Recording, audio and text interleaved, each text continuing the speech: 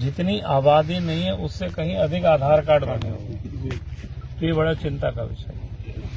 आते समय मैंने एक कार्यकर्ता ने हमको प्रेस की कतरन भेजा था, हालांकि हमारे बगल के ब्लॉक का है, गांवा ब्लॉक का, जितनी आबादी नहीं है उससे कहीं अधिक आधार कार्ड बने हुए हैं। तो जिन्होंने हमसे भेजा था, मैंने उन्हीं लोगों से पूछ रहा था, ये ऐसा कैसे हो गया है?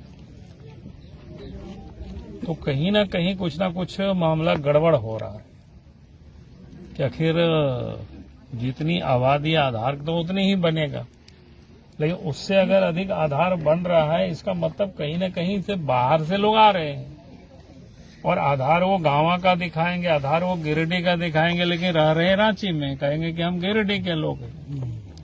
रांची में जो आधार बनाएंगे वो गिरिडीह में रहेंगे, कहेंगे कि हम रांची के लोग यहाँ काम करने आए हुए हैं। तो इसलिए सरकार जब तक इस पर एक्शन नहीं लेगी और जांच नहीं करेगी, और इसलिए हम लोगों ने बार बार मांग किया है कि भाई सरकार एसआईटी गठित करके इसको जांच करे पूरे राज्य में, तभी ये पता चलेगा कि कौन कहां से आया है, कहां बसा है, तो तुरंत पता चल जाएगा। अपराधियों का जानकारी मैंने प्राप्त करने की कोशिश की है। उसे लगता है कि इस क्षेत्र में उन्हें गुंडा एलिमेंट्स काफी तादाद में लोग आकर के बस गए और वो लोग गुंडागर्दी करते हैं और फिर नशीली दवाओं का भी लोग सेवन करते हैं, जैसे जो लोगों ने बताया। और उस दिन की जो घटना, क्या नाम था इनका, दामोदर यादव जी के साथ जो घटना घटी, उसके बारे में जो स्पष्ट पता चला कि वो लड़का बिल्कुल निर्दोष था। कोई भी अगर कोई दूसरे लोग से झगड़ा होता है किसी का, तो कोई भी व्यक्ति अगर उनके दरवाजे के सामने होता है या आसपास में होता है, तो जा करके आदमी बचाने की भी, ताकि झगड़ा आगे नहीं बढ़े, लोग कोई मरे नहीं, और उन्होंने बचाने का काम किया। लेकिन उस कारण से गुंडों ने फिर इन्हीं के ऊपर रिवेंज लिया और फिर बाद में आकर के कुछ ही घंटों के बाद पहुंच करके और उनको बेरहमी से मारा और उनकी दुखद मृत्यु हो गई। घर में उनकी पत्नी है, 2 बच्ची है, उसमें भी एक बच्ची तो विकलांग है, देख रहे हैं आंख से, और एक बेटा है।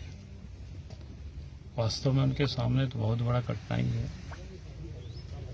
तो यहाँ 2 विषय होता है कि एक तो सीसीएल प्रबंधन से भी हम कहेंगे, क्योंकि सीसीएल के कर्मियों को बचाने के लिए उन्होंने संघर्ष किया था, यह प्रयास किया था, और उसके बाद उनकी हत्या हुई। तो सीसीएल को निश्चित रूप से इनके परिवार के योगक्षेम की चिंता करनी चाहिए। जो भी लोगों ने डिमांड किया है, हमने कहा है लोगों को लिख करके एक बार सीएमडी को नाम से लिखो, हम भी बात करेंगे। तो सीसीएल को, इस परिवार को सहयोग करना चाहिए।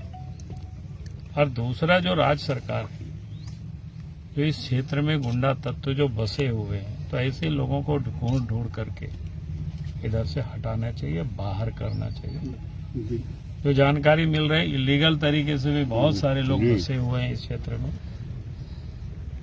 तो जो भी इलीगल तरीके से बसे हुए हैं, तो फिर उन लोगों को वो प्रशासन निकाले। अगर इसी प्रकार से गुंडागर्दी होती रहेगी, तो पता चला एक दिन जनता ही खुद कानून को अपने हाथ में ले रही है,